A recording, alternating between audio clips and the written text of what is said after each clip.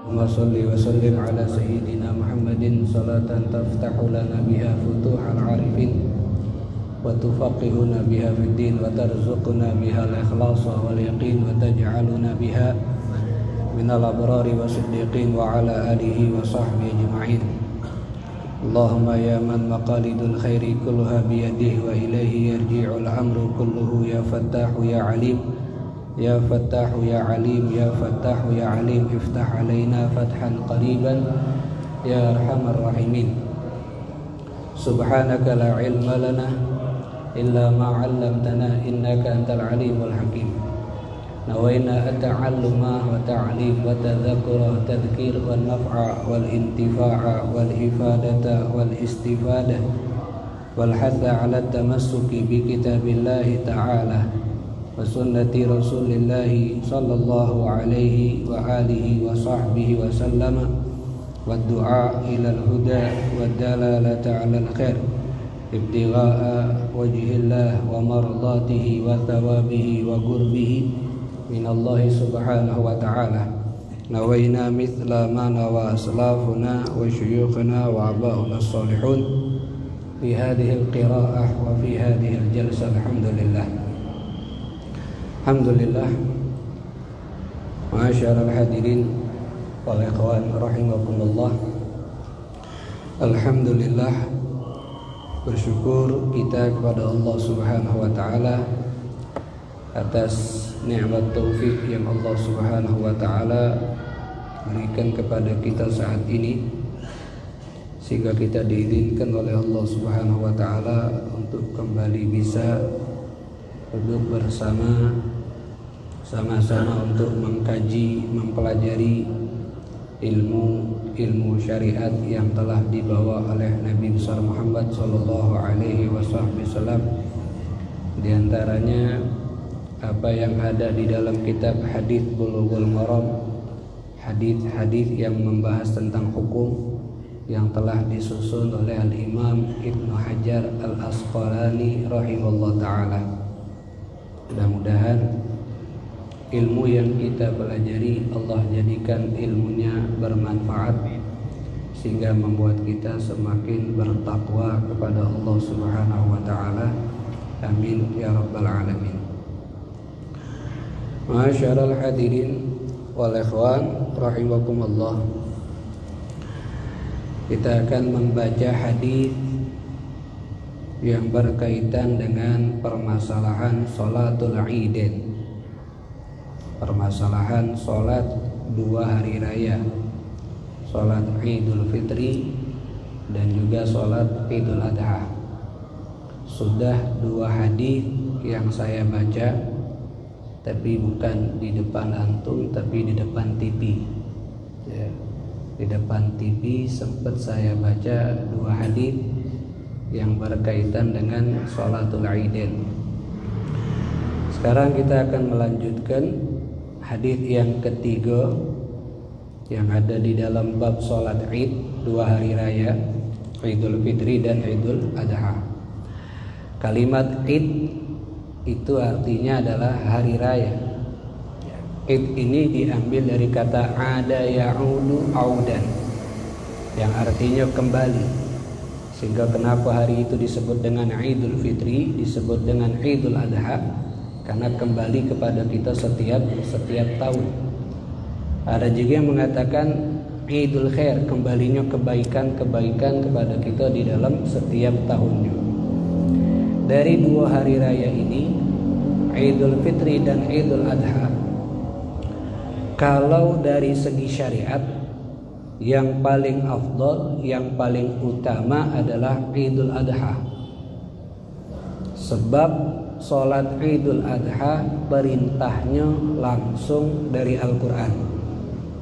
Fasholli li rabbika wanhar. Karena perintahnya ada dalam Al-Quran, sehingga derajat keutamaannya lebih tinggi. Jadi sholat Idul Fitri, Idul Adha yang lebih afdal adalah Idul Adha. Adapun permasalahan membaca takbir atau yang sering kita sebut takbiran di dua hari raya tersebut, takbiran di Idul Fitri lebih afdal, lebih utama daripada takbiran yang ada di Idul Adha. Walaupun takbiran di Idul Adha itu jumlahnya lebih banyak daripada Idul Fitri. Kalau Idul Fitri kita disunnahkan takbiran dimulai dari malam Lebaran, di hari terakhir puasa, saat masuk waktu maghrib, di situ kita sudah mulai disunnahkan perbanyak takbir sampai pelaksanaan sholat Idul Fitri. Selesai sholat tidak ada lagi kesunahan takbir. Tapi kalau Idul Adha, takbirannya dimulai dari tanggal 9 Dzulhijjah. Tapi waktunya hanya setiap selesai sholat, dari subuh tanggal 9 Dzulhijjah atau yang disebut dengan hari Arafah. Setelah sholat subuh kita sunnah takbiran, lanjut setelah zuhur sunnah takbiran, sampai masuk malam Idul Adha takbirannya terus sepanjang malam sampai pelaksanaan sholat. Ketika selesai sholat Idul Adha masih ada kesunahan takbir, tapi lanjut lagi setiap selesai sholat sampai tanggal 13 Dzulhijjah. Jumlah takbiran di Idul Adha lebih banyak dari Idul Fitri, tapi keutamaannya lebih utama takbiran di Idul Fitri. Sebabnya sama seperti tadi, karena perintah untuk takbiran di malam Idul Fitri dari Al-Quran. Litukabbirullaha ala ma hadakum la'allakum tashkurun. Bertakbirlah kalian kepada Allah atas hidayah yang telah Allah berikan kepada kalian, itu bisa puasa di bulan Ramadan, agar kalian menjadi hamba yang bersyukur. Ini tentang perbedaan keutamaan sholat Idul Fitri dan Idul Adha, dan takbiran Idul Fitri dan juga takbiran Idul Adha. Tapi kalau kita lihat, kalau sholat Idul Fitri lebih meriah daripada sholat Idul Adha. Bahkan perayaan Idul Fitri lebih meriah daripada perayaan Idul Adha. Padahal sholat Idul Adha itu lebih utama menurut syariat daripada Idul Fitri. Bahkan yang melok sholat Idul Fitri itu bukan yang puasa, yang tidak puasa lagi melok sholat. Bahkan yang tidak puasa paling dokinan betul. Paling dokinan datang ke masjid, sholatnya hanya hadir sholat Id, puasa Ida. Yang sholat, yang puasa kadang-kadang masih di rumah. Nah, ini ya tidak masalah lah, aku lihat semangat sholatnya. Jadi sholat setahun sekali, ya sholatnya setahun sekali. Ini permasalahan sholat Id dan takbirannya. Nah, sekarang kita masalah adab atau kesunahan yang dilakukan oleh Nabi Muhammad SAW. Yang pertama ini ketika hari raya Idul Fitri dan Idul Adha sebelum sholat. An Anas radhiyallahu anhu qala, dari seorang sahabat Nabi, Anas bin Malik radhiyallahu anhu, yang kita kenal sahabat yang melayani Nabi dari usia muda. Usia 10 tahun sudah mengabdi sama Nabi Muhammad selama 10 tahun. Ketika Nabi tiba di awal kota Madinah, awal-awal tibanya Nabi di kota Madinah, dia sudah ngabdi. Karena itu kesenangan dari Anas dewe. Ibunya Ummu Sulaim itu saat Nabi belum hijrah ke kota Madinah sudah masuk Islam, dan sering menceritakan kepada putranya Anas bin Malik ini tentang sosok Nabi Muhammad SAW. Sehingga timbul rasa rindu, rasa cinta yang begitu besar kepada Nabi. Makanya telinga itu lebih kuat membuat seseorang bisa rindu, karena sering mendengar tentang kisah-kisah atau cerita-cerita orang yang dia cintai. Semakin sering kita mendengar kebaikan orang, maka semakin sering kita akan membuka hati kita kekaguman kepada orang tersebut. Ke dalam Maulid Sintud Durar karya Al-Habib Ali bin Muhammad bin Husain Al-Habsyi, apa kata beliau? Tashwiqan lis-sami'in min khawasil mu'minin. Membacakan Maulid Nabi itu tashwiq, bisa membuat rindu lis-sami'in, bagi orang mendengar dulu. Makanya sering dengar itu bisa nimbul rindu, bisa nimbul cinta. Karena itulah yang sering dibahas, telinga ini organ tubuh yang tidak pernah berhenti daripada aktif. Berbeda dengan mata. Kalau mata ada waktu istirahat. Kapan? Saat kita tidur, mata ini istirahat, tidak bisa melihat. Tapi telinga tidak istirahat di saat tidur. Maka yang membangunkan seseorang ketika tidur bukan mata tapi telinga. Kita tidur dimatikan lampu dengan alasan biar lemak tidur. Pas lah tidur lampu diterangkan, apakah kita langsung bangun? Tidak. Yang ada ngowok tambah jadi. Tapi ada wong yang dikatakan tidurnya tidur angin, tidak bisa dengar suara dikit. Kayak ketika Nabi ditanya tentang seseorang yang tidak bangun subuh, itu jawabannya karena wong tersebut dikencingi syaitan di telinganya. Kuping. Sampai kuping itu nimbul. Nah, ini Anas bin Malik sering mendengar sehingga dia rindu sama Nabi. Nah, ketika Nabi tiba, ini Ummu Sulaim saking senengnya datang Nabi Muhammad di Madinah, karena Ummu Sulaim sahabiah Ansor dari penduduk Madinah, saking senangnya nak ngenjuk sesuatu sama Nabi dak kate. Akhirnya sesuatu yang berharga dia dak kate, dak ada yang dia miliki, bingung nak ngasih apa. Sehingga dia kasihkanlah anaknya ini yang bernama Anas bin Malik ini, saya kasihkan putra saya ini kepada engkau untuk dia mengabdi sama kamu. Jadi mengabdi Anas bin Malik kepada Nabi selama 10 tahun. Dan Anas luar biasa melihat sosok akhlak Nabi Muhammad ketika dia mengabdi.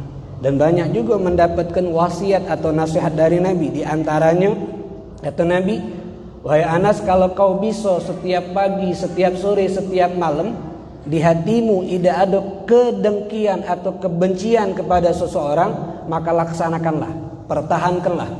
Kenapa? Karena itu bagian daripada sunnahku. Karena itu bagian daripada akhlakku.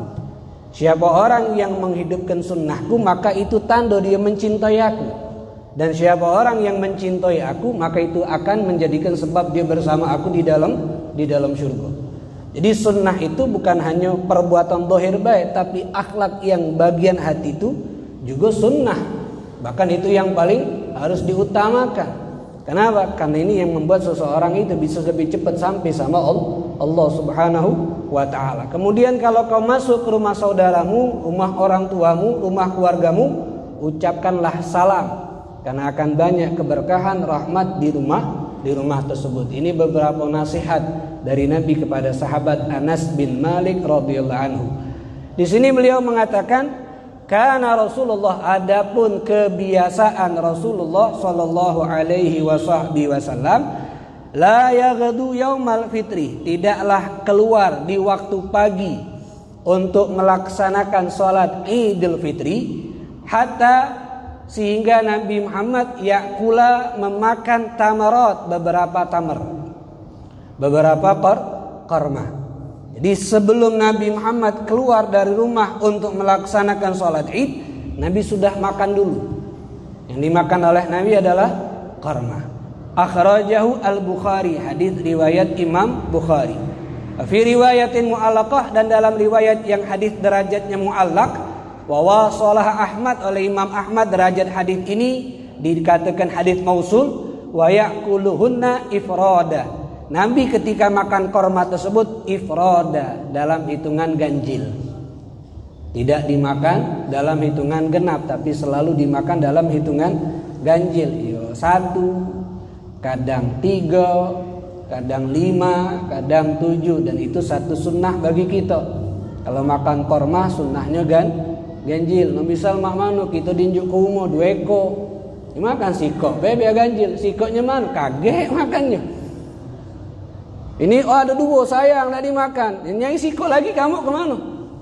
Ya walaupun tidak masalah, cuman kita tidak makan ganjil, karena kebiasaan Nabi Muhammad makan kormanya selalu ganjil, simpen. Makan sikok dukin bukok, agak habis isya makan lagi sikok, hitungannya makan sikok ganjil gala. Jangan 2 ekor kamu antem, sikok lagi mana ganjil nyai. Punya kawan kamu mbek kage. Ini maksudnya jangan sampai jadikan bingung dewek. Musod ada 2 ekor nak rumah kami nih, kan makan ganjil, mama ini makan sikok kelar itu. Jangan dipeningkeun ya, urusan teh. Kita punya akal untuk berpikir, ada 2 ekor makan sikok. Sikoknya mana? Simpen. Masuk ke kantong, kaki melapak, makan lagi. Menanda enjuk iwang ini baik. Jangan jadikan ditanya duit kok mas nyai sikok lagi. Ya nak minta sama uang. Kalau uang tu ngenjuk menidak, ya bingung. Tidak masalah kalau makan pun dua. Cuman kita tidak mencontoh Nabi besar Muhammad sallallahu alaihi wasallam. Nah, hadis ini kita lihat bagaimana Nabi Muhammad sallallahu alaihi wasallam beliau itu bukan hanya ngajarkan sama kita untuk kita ni sempurna dalam urusan agama atau akhirat beda. Nabi itu pembimbing, petunjuk yang penuh dengan bijaksana di dalam ucapannya dan perbuatannya. Sehingga ucapan Nabi, perbuatan Nabi itu menutup pintu bagi orang-orang yang ingin mengucap atau melakukan suatu hal yang tidak ditentukan oleh Allah. Itu orang-orang Yahudi, orang-orang Nasrani, mematahkan ucapan mereka, menutup pintu yang mereka melakukan sesuatu yang tidak ditentukan oleh atau tidak diridhai oleh Allah Subhanahu wa taala. Nah, hadis ini yudawim, Nabi itu selalu melakukan ketika sholat Idul Fitri. Sebelum keluar untuk sholat Id, pasti Nabi makan. Walaupun yang dimakan Nabi hanya kurma, pasti Nabi makan. Kenapa? Nabi Muhammad membiasakan di hari raya Idul Fitri sebelum keluar sholat makan kurma dulu, li'alla yadhun nas, supaya orang-orang itu tidak ngira wajib puasa di waktu pagi itu sampai selesai sholat. Kalau sholat bahwa tidak lagi wajib puasa. Nah, supaya menghilangkan prasangkaan orang wajibnya puasa di hari tersebut karena belum selesai sholat, Nabi makan. Nabi makan menunjukkan itu waktu, itu hari tidak lagi wajib kita melaksanakan puasa. Karena itu hari adalah harinya kita bersenang-senang, hari yang disebut hari kemenangan, hari kebahagiaan. Maka Nabi Muhammad membiasakan makan sebelum melaksanakan sholat Idul Fitri. Kemudian dari hadis ini juga kita bisa melihat Nabi Muhammad sallallahu alaihi wasallam itu tabib, seorang dokter yang cerdas, seorang dokter yang hebat. Di sini Nabi Muhammad mengetahui bahwasanya puasa itu melemahkan tubuh. Puasa itu melemahkan pandangan mata, sehingga tubuh ini saat makan bisa menampung makanan-makanan yang masuk dan tidak menimbulkan penyakit. Dianjurkan kita saat buka puasa makanlah dengan kurma atau sesuatu yang manis. Dan ketika ini Nabi Muhammad sebelum sholat Id melaksanakan makan dengan kurma.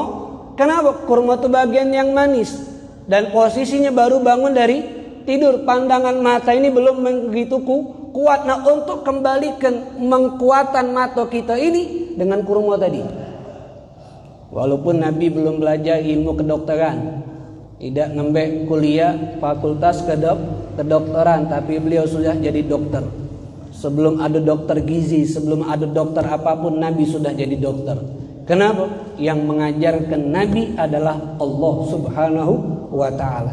Makanya wong yang melok Nabi pasti bahagia dunia, pasti bahagia akhirat. Dunianya makmur, akhiratnya lebih akan makmur. Kenapa? Karena yang mendidik Nabi, yang ngajar Nabi adalah yang menciptakan dunia dan akhirat. Itu Allah Subhanahu wa ta'ala. Ini yang kedua. Yang ketiga, kenapa Nabi Muhammad makannya selalu ganjil? Bukan hanya makan, tapi dalam kebiasaan Nabi selalu hitungannya hitungan ganjil. Kenapa? Nabi itu selalu mengajarkan sama kita untuk kita ini selalu mengesahkan Allah. Karena Allah itu satu dan satu daripada bilangan ganjil. Menanamkan dalam diri kita nih bahwasanya yang harus kita esahkan adalah Allah. Yang harus kita unggulkan, yang harus kita utamakan dalam segala hal adalah Allah Subhanahu wa ta'ala. Termasuk segala urusan libatkan Allah, termasuk dalam segala hal sandingkan Allah. Kenapa? Karena Allah Subhanahu wa ta'ala yang lebih tahu apa yang akan terbaik buat kita di dalam menjalani kehidupan dunia ini. Ini makna dari hadis yang kita baca tadi. Kebiasaan Nabi sebelum sholat Id selalu makan. Dari hadis inilah ulama-ulama fikih mengambil hukum. Pertama, sunnah untuk makan atau minum sebelum sholat. Sebelum sholat Idul Fitri. Jadi sebelum kita pergi ke masjid, sebelum kita pergi ke mushola atau ke lapangan untuk sholat Id, yang kemarin sudah kita lewati, sunnah makan dulu. Terserah kamu nak makan apa. Cuman paling bagusnya makanlah kurma. Walaupun habis makan kurma kamu makan yang lain tidak apa-apa. Yang penting ada kurmanya. Karena apa? Mengikuti Nabi. Walaupun satu. Dan tadi itu untuk kesehatan kan, untuk kesehatan. Makanya sarapan itu paling bagus yang manis-manis. Kurma. Jangan langsung ngirup cuko kamu. Sakit perut ini belum stabil, bangun tidur ngirup cuko. Wajar habis itu ke kamar mandi. Melokin Nabi. Cuman hebatnya yang baca itu wong Palembang tulah. Pagi-pagi baca ngirup yang pedes wong Palembang tulah. Wong luar mana baca? Ana lamu di Jawa. Ana lamu di Jawa. Di Jawa mana baca pagi-pagi makan pedes. Manis kalau yang Palembang ni lah, masya Allah, cukup hirupannya pagi-pagi, ngentaknya hebat. Tak masalah kamu ngirup cukup kalau pacak pagi kungu dulu kamu masuk. Biar kita ni sehat kan juga dapat pahala karena melok Nabi Muhammad sallallahu alaihi wasallam. Jadi sunnah untuk makan sebelum salat Idul Fitri, sunnah buka puasa dengan kurma, dan sunnah makan kurmanya dalam hitungan ganjil. Kan itu semua yang dilakukan oleh Nabi Muhammad sallallahu alaihi wasallam. Kemudian ma'asyiral hadirin wal ikhwan rahimakumullah. Hadis yang kedua an Ibni Buraidah an abihi radhiyallahu anhumah, dari seorang Abdullah. Nama asli Ibnu Buraidah itu adalah Abdullah, ayahnya Buraidah. Jadi Abdullah meriwayatkan hadis ini dari ayahnya.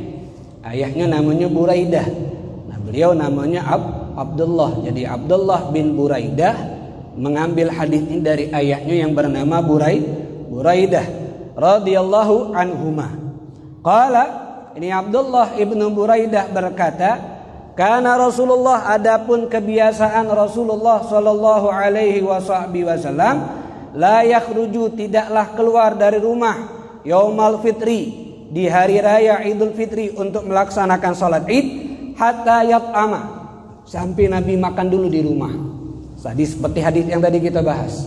Wala yat'am yaumal adha, dan kalau di hari raya Idul Adha Nabi tidak makan hatta yusolliya, sehingga selesai sholat baru Nabi makan. Jadi beda. Kalau Idul Fitri sebelum sholat Nabi makan. Kalau untuk sholat Idul Adha Nabi tidak makan dari subuh sampai selesai sholat Id baru Nabi makan. Apakah yang tidak boleh, yang disunahkan saat Idul Adha nanti makan atau minum segala hal yang sifatnya membatalkan puasa kita tahan dukin. Walaupun itu hukumnya bukan wajib, hukumnya adalah sunnah. Sunnah bagi kita di Idul Adha kage, setelah subuh jangan makan, jangan minum, jangan melakukan hal apapun yang membatalkan puasa sampai selesai sholat. Ketika habis sholat baru kita makan, baru kita minum. Apa sebab? Kalau masalah yang Idul Fitri tadi sudah dibahas. Sekarang kenapa Nabi tidak makan ketika Idul Adha sampai selesai salat Nabi baru makan? Ata rawahu hadits riwayat Imam Ahmad dan Tirmizi, dan hadis ini kata Imam Ibnu Hibban derajat hadisnya sahih. Sebabnya adalah at-tahadduts bi nikmatillah. Mengungkapkan rasa syukur atas nikmat Allah. Dan mengungkapkan rasa syukur atas nikmat yang Allah berikan, ini adalah satu perbuatan ibadah. At-tahadduts bi nikmatillah masyru'un, kata ulama. Mengungkapkan rasa syukur kita atas nikmat Allah, ini bagian dari hal yang disyariatkan, bagian hal yang kita dihitung melakukan perbuatan baik atau ibadah.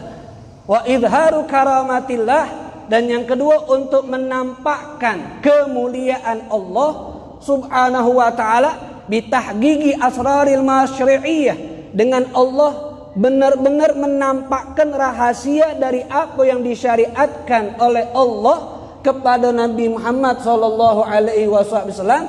Ini min ma'asini syariah, syariat yang terindah, syariat yang terbaik. Jadi kita tampakkan kemuliaan Allah yang Allah berikan sama Nabi, membawa syariat yang terbaik.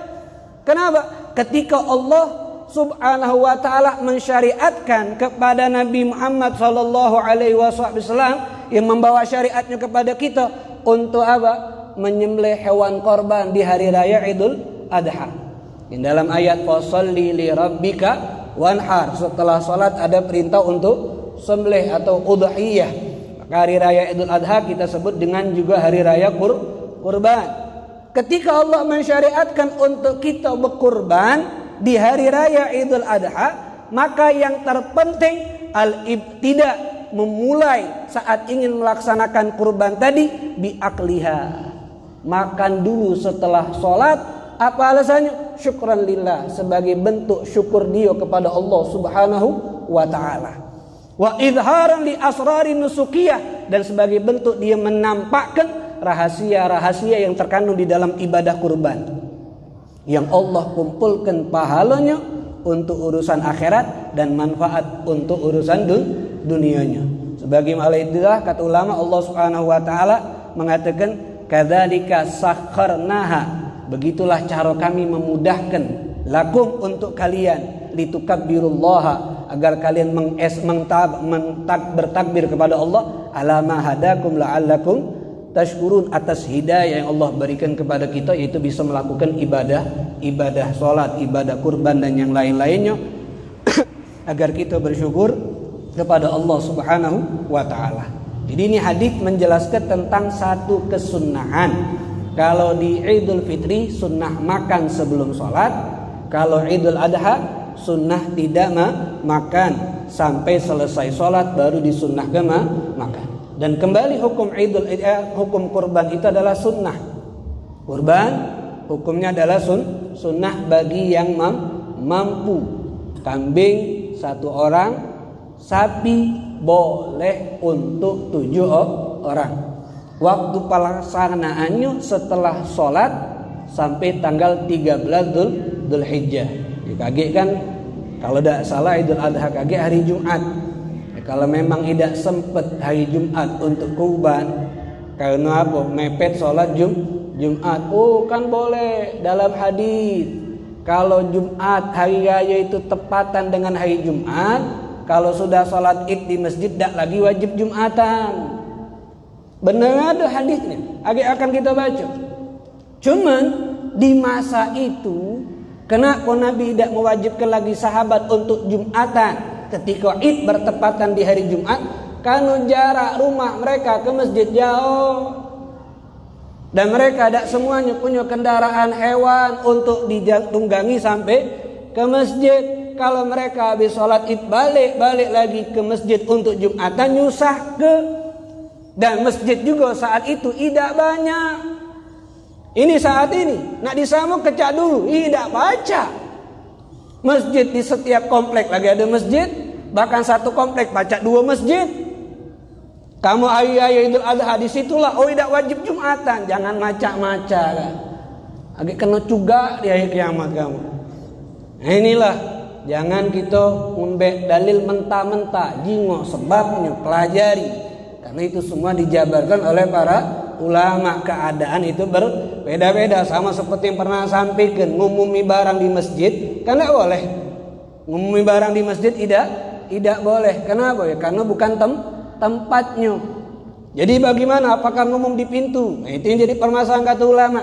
Kalau ngumumin di pintu itu masih boleh. Masih boleh. Sekarang bagaimana keadaannya kalau ngumumi di pintu? Ya kalau zaman dulu pacak, pintunya cuma sikok, wong masuk dari situ, metu dari situ. Kalau wong nak masuk, kamu kehilangan indah. Wong nak metu, kehilangan indah. Sekarang, nyoklah Masjid Muttaqin nih. Situ, belakang.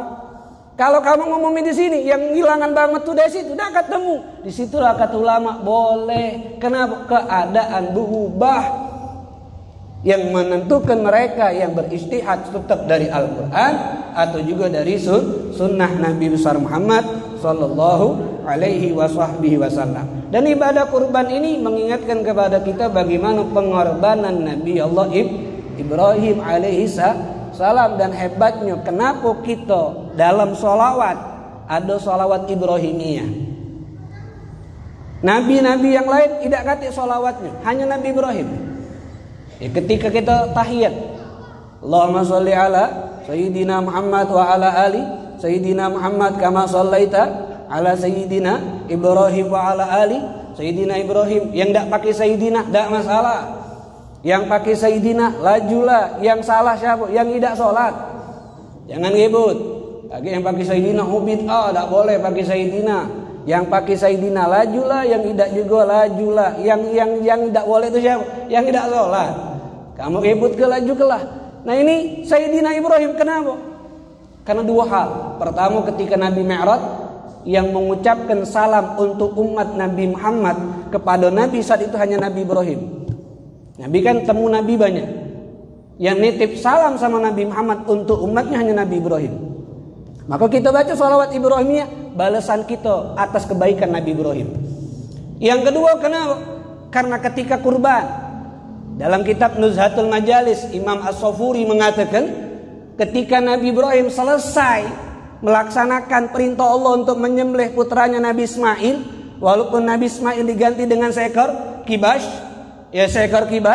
di situ Nabi Ibrahim alaihissalam datang malaikat Jibril menyampaikan, berdoalah kamu saat ini kepada Allah, Allah akan langsung mengijabahkan doa kamu. Karena kesuksesan kamu dalam menjalankan perintah Allah ini.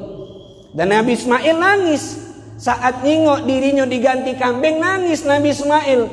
Sehingga ditanya oleh abahnya, ngapa nangis? Aku tadi senang wahai abah pas nak disembelih karena aku deket sama Allah. Pas nengok ada kambing nih, aku ngaso jauh lagi sama Allah, ada yang ngentikannya. Nak dibunuh, tak jadi, nangis karena apa? Karena dia tahu ini pengorbanan kebaktian dia sama wong tua yang itu perintah dari Allah. Nabi Ibrahim begitu juga. Sampailah kata Nabi Ibrahim saat diminta untuk berdoa, apa doa Nabi Ibrahim? Allahumma la tu'adzib ahadan min ummati Muhammad. Itu doa Nabi Ibrahim, ya Allah jangan kau adab sikok pun daripada umat Nabi Muhammad. Bukan umatnya yang diminta, bukan keluarganya yang diminta, tapi umat Nabi Muhammad yang diminta. Maka Nabi Ibrahim sayang sama kita.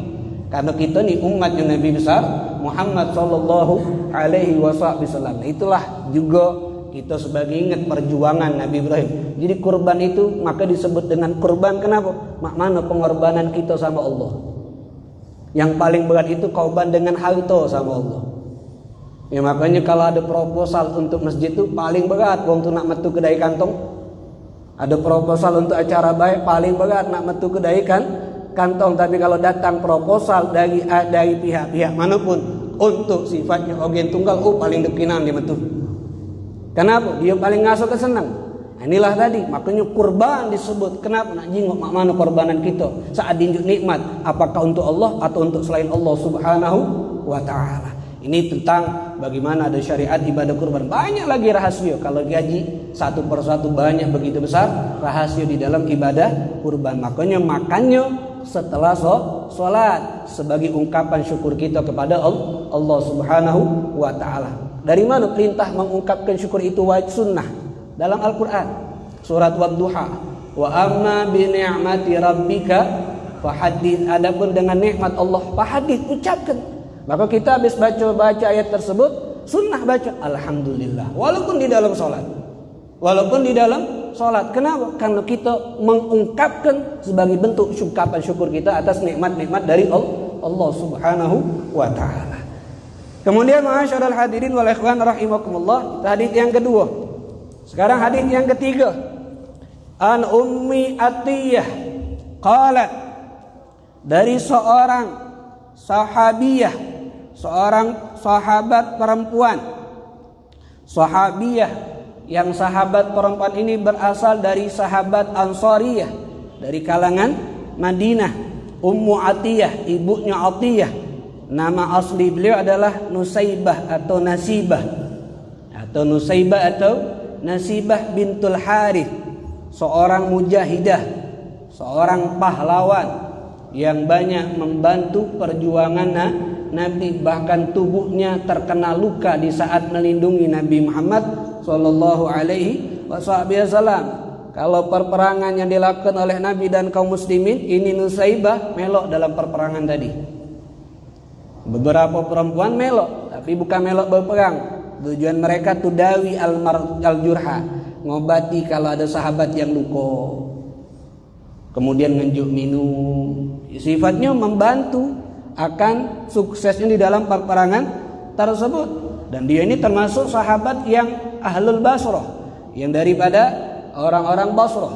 Beliau ini Nusaybah ini kalau pernah diriwayatkan ketika dalam satu peperangan, saat dia sedang ngobati sahabat-sahabat yang terluka, dia dengar ada sikok wong musyrikin Mekah ngomong, "Aku akan membunuh Muhammad." Saat dia dengar itu tidak terima, dia langsung bek pedang yang ada di sahabat yang luka ini, dia langsung pergi mencari yang mana wong ngomong tadi itu. Dan dalam peperangan Uhud, saat Nabi Muhammad banyak dilempari panah, dia tidak lepas di mana Nabi dia ada. Sehingga kata Sayyidina Abu Bakar, di mana Nabi Muhammad, di situ ada Nusaybah. Sehingga ada 12 luka di tubuhnya hanya melindungi Nabi. Ini perempuan. Oke, kadang-kadang perempuan itu tidak boleh diremehkan kan. Maka kemarin tuh 2021 emak-emak kan. Yang perempuan itu kadang-kadang yang memang niatnya membela luar biasa. Kenapa dilakukan oleh Nusaybah? Karena cintanya begitu hebat sama Nabi. Dia lebih mengutamakan Nabi, sampai kalau datang kabar anaknya meninggal, dia sabar biasa be. Tidak, bukan musibah yang besar. Musibah yang besar itu kalau dengar kabar Nabi meninggal, itu musibah besar. Kalau anaknya meninggal biasa, dia masih bisa sabar, dia masih ikhlas. Tapi kalau sudah Nabi, dia udah tidak sabar. Ini bagaimana wong yang sudah cinta. Makanya kalau dirinya dihina, dia biasa. Tapi kalau diri Nabi Muhammad dihina, dia marah. Ini wong yang sudah loyalitas cintanya sama Nabi besar Muhammad sallallahu alaihi wa ala alihi wasallam. Nusaybah ini seorang mujahidah, seorang perempuan yang punya jiwa berjuang. Dan kita jiwa inilah wong-wong yang hidup di zaman Nabi, yang berada di sekolah pendidikan Nabi Muhammad. Mereka punya sifat, nyawa pun mereka siap kalau untuk Allah Subhanahu wa taala. Dan ini harus kita punya di masa-masa saat ini. Pendidikan seperti pendidikan Nabi kepada sahabatnya. Apapun akan direlakan kalau untuk Allah dan untuk Nabi besar Muhammad sallallahu alaihi wa ala alihi wasallam. Ini juga termasuk kalau misal kamu punya adik mondok, punya anak enak di pondok ke, jangan dimanjukan. Jangan dimanjukan. Kenapa? Karena itu bagian daripada kita nih menghidupkan syariat Nabi. Kenapa? Karena kita kalau sifatnya tidak mendidik, sakit sudah balik berhenti bah, sudah berhenti bah. Akhirnya apa sifatnya? Kita loyalitas sama Nabi itu tidak ganti. Padahal yang dipelajari adalah warisannya Nabi besar Muhammad sallallahu alaihi wa ala alihi wasallam. Alhamdulillah pondok sekarang nih, zaman-zaman sekarang lebih nikmat daripada pondok zaman dulu. Zaman anawe masih susah, makan sehari 2 kali. Walaupun bayaran buah sebulan 50.000, tapi makan nasi sehari kali 2 kali. Itu kalau datang telat habis kamu. Datang telat makan siang, datang telat sudah puasa. Kalau ada duit iman pacak berjajan, menduit tak katik ngigit daun. Ini wong puasa anak cerita, anak pernah ngomong sama abana, "Mbak berhenti Pak sakit." Kata abana, "Inti mati sama begitu." Mati ya kamu. Tapi itulah tadi bagaimana siapnya kita kalau kepengen bersama Nabi besar Muhammad sallallahu alaihi wasallam. Ini Ummu Atiyah, dan beliau ini hebatnya kalau dalam masalah nanti hadis tentang jenazah, bagaimana cara Nabi Muhammad memandikan mayit, itu lebih banyak riwayat dari Ummu Atiyah. Karena ketika putri Nabi Muhammad meninggal, ini Ummu Atiyah yang diperintahkan oleh Nabi, diajarkan oleh Nabi cara memandikan. Berapa kali siraman, dengan daun apa, dengan kahul. Maka riwayat-riwayat tentang cara pelaksanaan sholat jenazah yang sesuai dengan sunnah Nabi Muhammad itu banyak riwayat dari Ummu Atiyah, karena langsung mendapatkan dari Nabi besar Muhammad sallallahu alaihi wasallam ketika putri Nabi meninggal. Ummu Atiyah memandikan, tapi yang mengajarkan adalah Nabi. Ummu Atiyah atau Nusaybah. Ya boleh diunjuk nama anak Nusaybah atau Nasibah. Jangan bintul Harith, bintu kamu. Harith ya sahabat ini. Umirna an nukhrija, kata Ummu Atiyah atau Nusaybah, kami diperintahkan para perempuan-perempuan muslimah an nukhrija, untuk keluar, untuk mengeluarkan al-awatik. Awatik itu anak-anak perempuan yang mendekati usia balik atau anak-anak perempuan yang sudah balik. Maksudnya remaja putri. Remaji atau remaja? Bahasa Indonesia yang benar. Remaja, bukan remaji. Biar kan kalau putra kan putri. Berarti remaja putri, bukan remaji putri. Kan ya kan nggak salah. Remaja putri. Ini yang kata umat ya, kami diperintahkan oleh Nabi untuk mengeluarkan remaja putri yang mendekati balik atau sudah layak, yang sudah balik ya wastahaqqat at-tazwij. Jadi awatik itu remaja-remaja yang sudah layak untuk dinikahkan, layak untuk menikah. Wal huyab, dan perempuan-perempuan yang sedang haid diperintahkan juga untuk keluar fil idain, di hari dua raya tersebut, Idul Fitri dan Idul Adha, di dalam pelaksanaan salatnya. Wa yashhadna al khaira, untuk apa Nabi perintahkan mereka keluar juga ke masjid, ke mushola atau ke lapangan untuk salat Idul Fitri Idul Adha? Yashhadna al khaira, untuk mereka pertama menyaksikan kebaikan. Kebaikan di sini wong yang berbondong-bondong datang ke tempat salat. Wa da'watal muslimin, dan yang kedua untuk mendapatkan bagian doa dari orang muslimin yang berdoa saat itu. Walaupun dia tidak melok doa yang head, kan tidak baca sholat, tapi dia di situ kecipratan doanya, kecipratan akan doanya. Bahasanya kita tidak melakukan yang baik, tapi kita di tempat wong lagi melakukan yang baik, kecipratan apa yang dilakukan oleh orang-orang baik tersebut. Itu yang Nabi perintahkan. Wa ya'tazilu al-huyyadu al-musalla, tapi kalau yang head jangan masuk ke dalam untuk melaksanakan sholat. Mereka nunggunya di luar, tapi tetap nyingok, tapi tidak melok sholat. Muttafaqun alaih, hadits riwayat Imam Bukhari dan hadits riwayat Imam Muslim. Kalau secara sekilas kita baca ini hadis, Nabi perintahkan betina metu untuk sholat id. Berarti betina boleh metu ketika sholat id, bahkan wajib. Kami diperintahkan. Tengok dulu, imam-imam madhab mereka berpendapat tentang permasalahan ini beda-beda.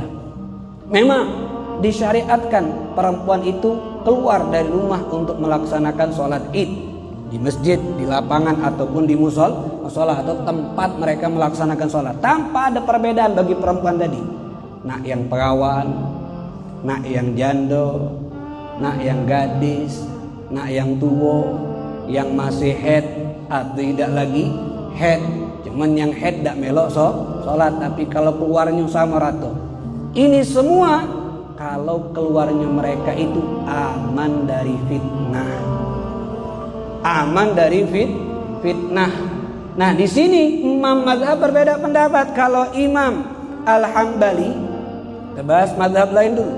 Kalau Imam Hambali mengatakan apa hukum perempuan keluar dari rumah untuk sholat id, baik Idul Fitri ataupun Idul Adha. Kalau Imam Hambali mengatakan tidak masalah perempuan hadir melaksanakan sholat id dengan catatan ghaira mutayyabat, tidak pakai wangi-wangian, tidak pakai parfum, wala labisati thiyabi zinah, dan tidak pakai pakaian-pakaian yang mencolok, yang nyingoknya. Wow. Pakai pakaian biasa, au syuhra, atau pakaian yang kalau kejingannya luar biasa, pakai pakaian biasa. Ini kata Imam Hambali, perempuan di sini sama rata, baik yang gadis ataupun yang tua, yang muda ataupun yang tua, yang gadis ataupun yang bukan gadis, yang masih punya bentuk tubuh ataupun yang tidak katik lagi bentuk tubuhnya, sama galau. Tidak pakai wangi-wangian dan pakai baju biasa. Itu dalam madhab Hambali. Kemudian yang kedua dalam madhab Imam Maliki, idan qata'a minal mar'ati arbur rijal, kalau sekiranya perempuan itu tidak lagi diawasi oleh wong lanang, berarti siapa yang tidak diawasi lagi oleh wong lanang? Nah, kamu tahu deh kan? Berarti kamu masih galak nyingoi kan? Kalau tidak lagi dijingoi oleh wong lanang, kata Imam Maliki, jazalah al-khuruj, maka boleh bagi perempuan tersebut keluar dari rumah, baik untuk sholat 5 waktu di masjid, ataupun untuk sholat id, ataupun untuk sholat istisqa. Wa in kanat syabbah ghaira fariha, kalau dia tuh seorang remaja putri yang sifatnya masih punya tubuh yang bagus, maknanya tubuhnya ada, bentuk tubuhnya ada, fala yajuzu khurujuha. Tidak boleh keluar untuk melakukan itu semuanya. Kenapa?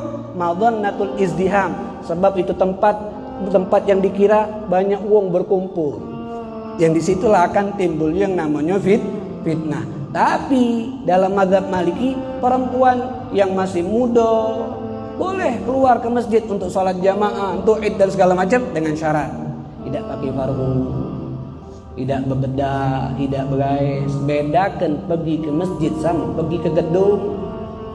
Oh, kami nak ke masjid ibadah tapi make up tebel ni ancak pergi kondangan.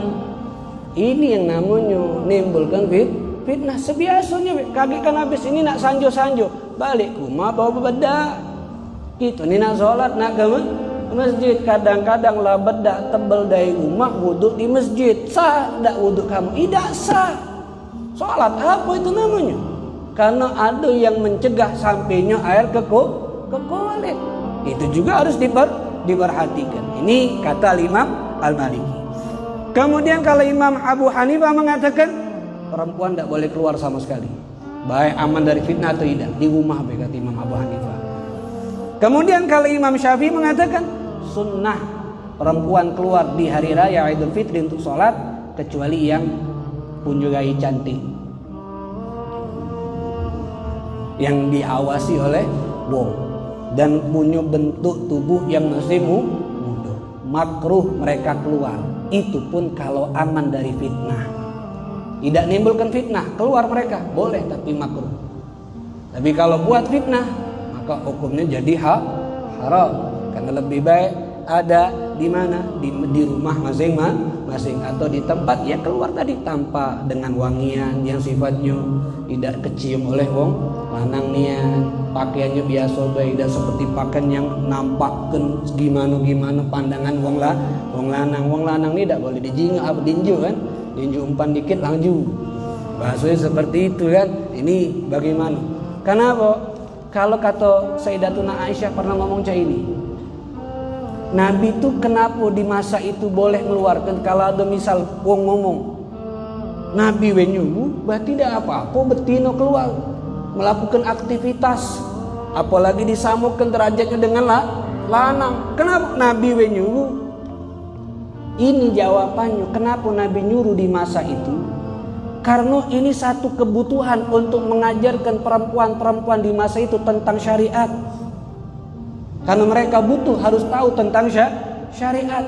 Dan mereka sengaja diperintahkan hadis supaya mendengar nasihat apa yang disampaikan oleh Nabi dan sahabatnya yang saat itu. Biar mereka tahu ilmu. Karena masa-masa itu baru masa-masa awalnya Islam. Mereka tahu ilmu. Dan jumlah kaum muslimin saat itu tidak banyak. Dan perempuan-perempuan di masa itu yang sudah masuk Islam, mereka malunya kuat. Sebelum Islam mereka tidak ngerti malu, mungkin di masa jahiliyah. Ketika sudah masuk Islam, punya rasa malunya begitu kuat, maka tidak bakal nimbul ke fitnah. Maka Nabi perintahkan mereka untuk keluar. Adapun zaman sekarang, ya beda keadaannya dengan masa dahulu. Bahkan Sayyidatuna Aisyah pernah mengatakan di saat Nabi Muhammad sudah wafat, melihat keadaan perempuan-perempuan di masa itu, apa kata Sayyidatuna Aisyah? Laura'an nabiyyu ma'ahdatsan nisa'u ba'dahu.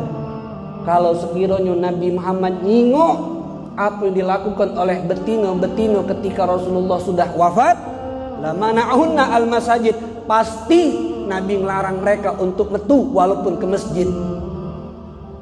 Ini ungkapan Sayyidatuna Aisyah bukan ungkapan ngelarang. Maknanya keadaan di masa Nabi hidup dengan di masa Nabi sudah meninggal itu berbeda. Apalagi zaman sekarang tidak usah perlu dijelaskan. Kamu nyingok dewe sudah pasti sudah kamu kau sendiri. Inilah yang dimaksud oleh Nabi. Silakan perempuan keluar, tapi belo ilah.